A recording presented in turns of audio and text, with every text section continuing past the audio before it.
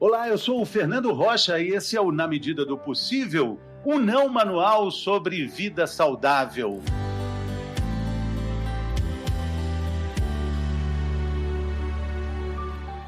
Nesse episódio, a gente fala sobre um assunto que certamente você já falou, você já comentou, com certeza você tem uma opinião e hoje a gente vai contribuir para que você entenda mais sobre o assunto vacina. É preciso ter medo dela? Como ela está sendo desenvolvida? O que a gente precisa saber para decidir se vamos tomar vacina ou se não vamos tomar vacina? Meu convidado hoje é um amigo querido, antigo, Dr. Paulo Ouzon, que é clínico e infectologista. Satisfação revê-lo, doutor, mesmo que remotamente. Pois é, para mim também é uma grande satisfação, né? A gente já até chegou a trabalhar junto algumas vezes, né? Exatamente, nos primórdios do bem-estar, né? Dr. Paulo colaborou muito com os pilotos, foi um auxílio luxuoso, importantíssimo para todos nós. Doutor, vacina, precisamos ficar com medo? É legítimo esse medo? O que a gente precisa saber sobre isso? Olha, a história da vacina, eu vou contar um pedacinho, né? Que é uma coisa importante. O nome vacina vem de vaca, né? Agora, por que esse nome vem da vaca, né? Quando tinha, na época da varíola, a mortalidade era extremamente elevada, coisa da ordem de 50% mais ou menos. E o que acontecia é que no Oriente, né, na China e outros países da região, eles pegavam pedaços, por exemplo, a pessoa apresentava um quadro de varíola.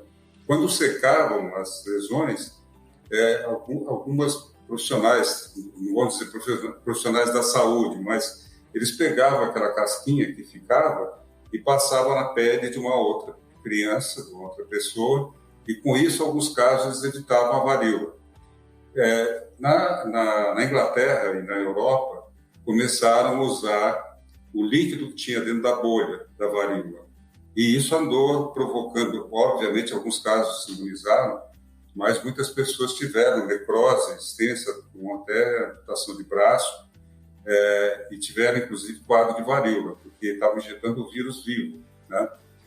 E existe uma varíola que é chamada cowpox, que é da vaca, né, do gado, e que aquelas pessoas que ordenhavam as vacas e apresentavam a cowpox acabavam se imunizando. Então, a partir daí que se começou a usar um vírus que era um vírus da vaca, na varíola da vaca, e que deu proteção.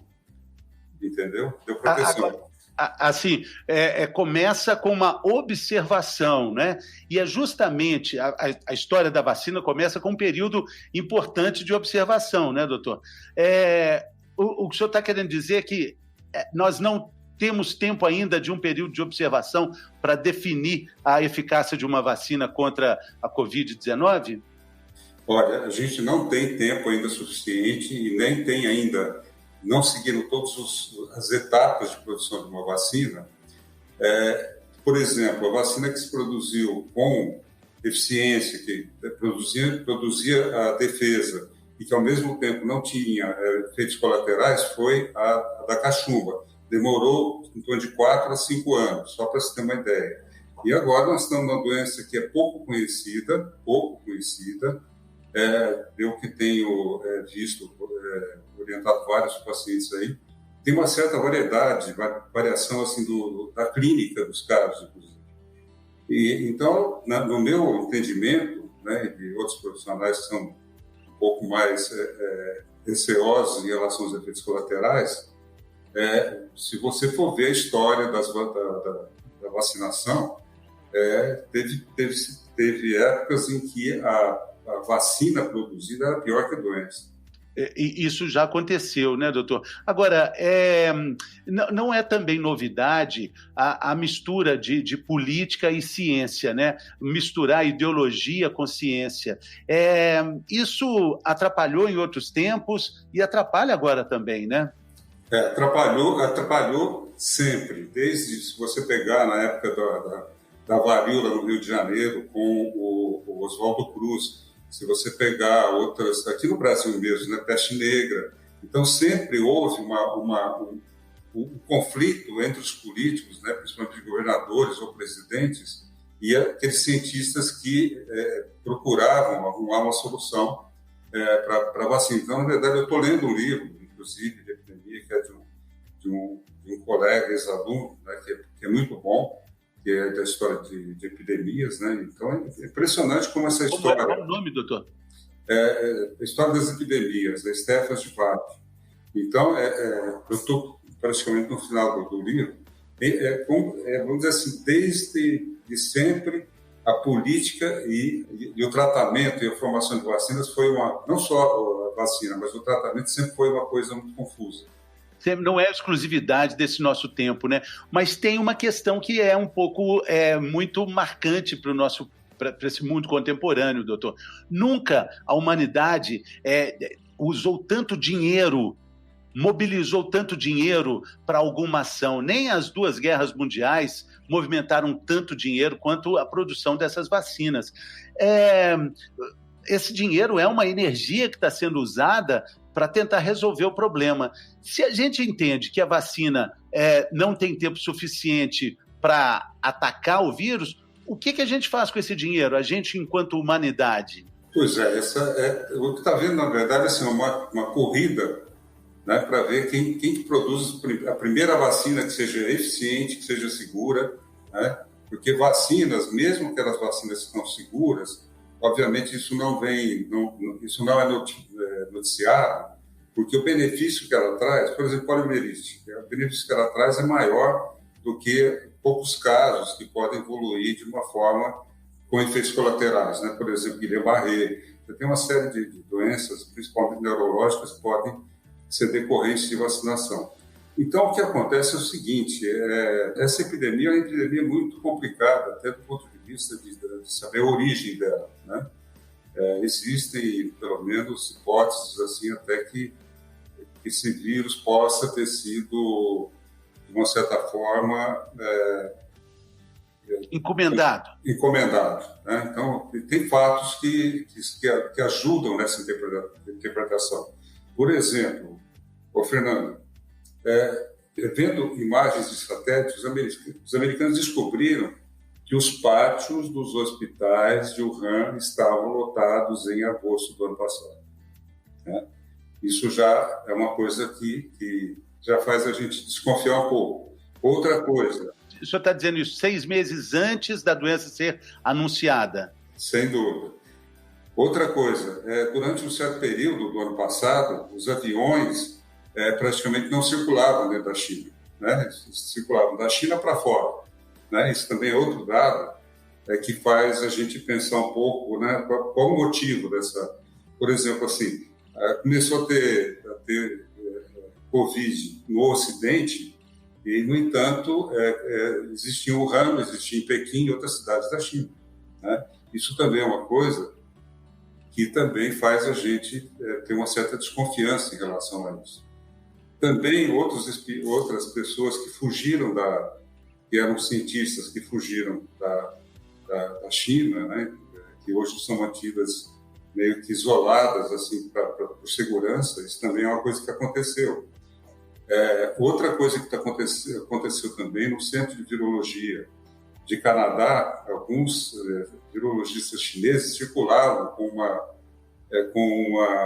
uma frequência muito grande entre o Canadá e a China, né? E no Canadá é que existiu o coronavírus, que foi descoberto num país árabe, né? Então, tudo isso leva a uma certa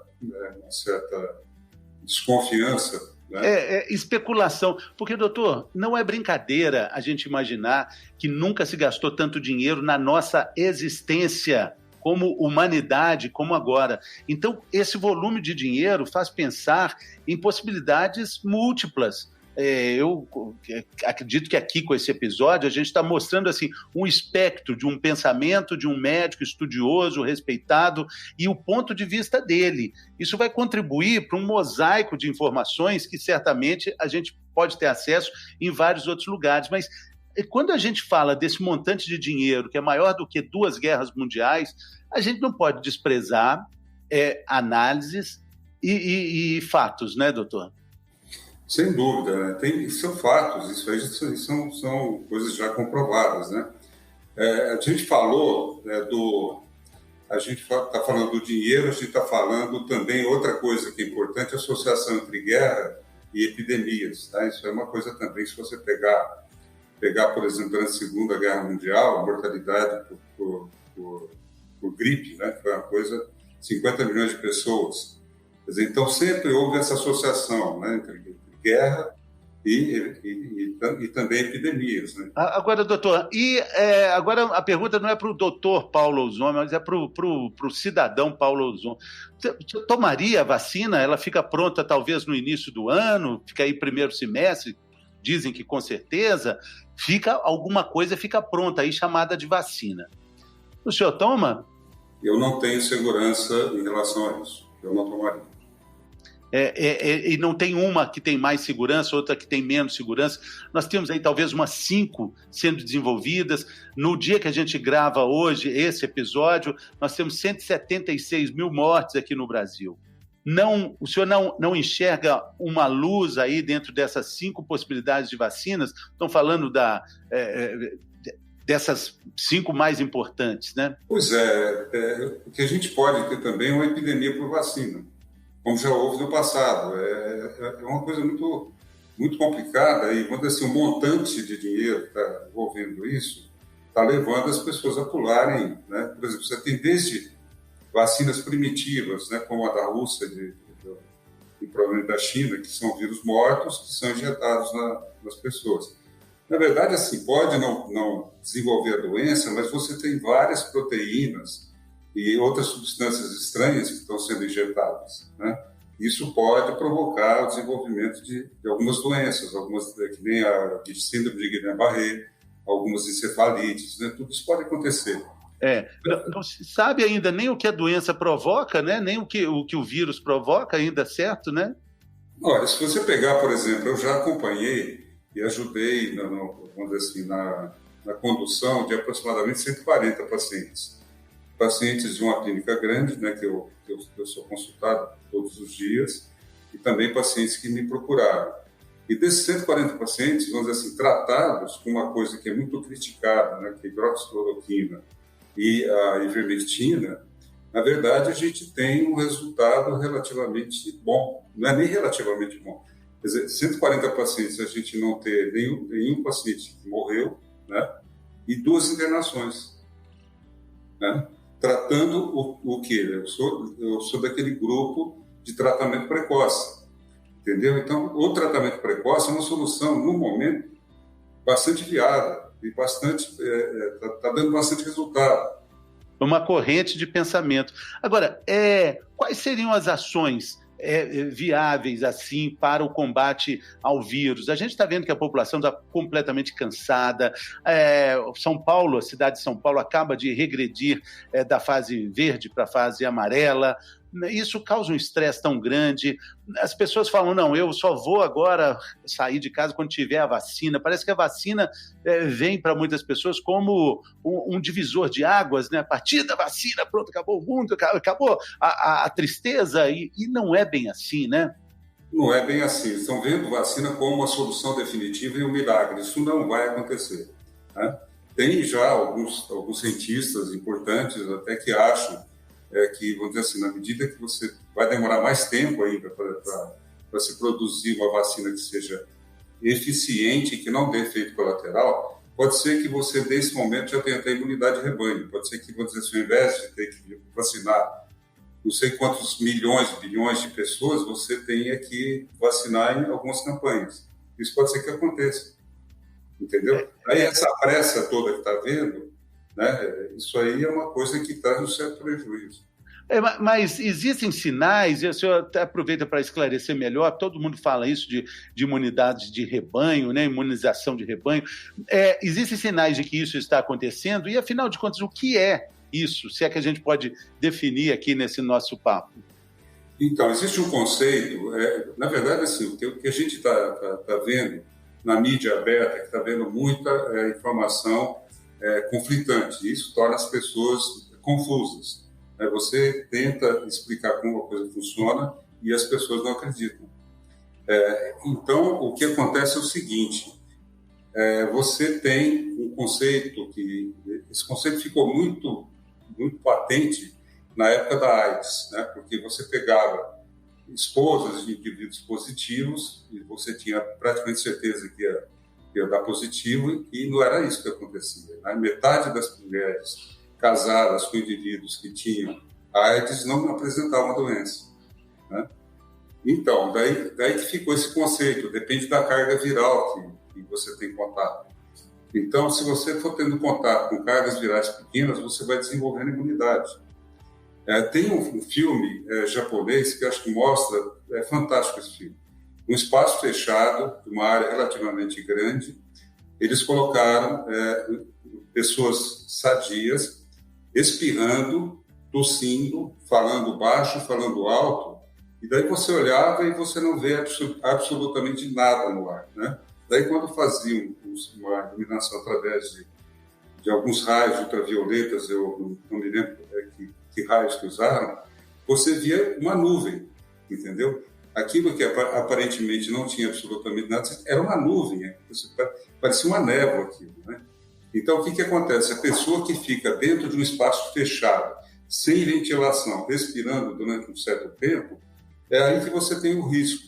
Se você andar na rua, se você andar no Ibirapuera, se você andar no espaço aberto, não existe uma população viral grande. A população viral é pequena e você não contrai a doença. Você vai contrair num lugar fechado, onde existe concentração de vírus, onde tem carga viral grande.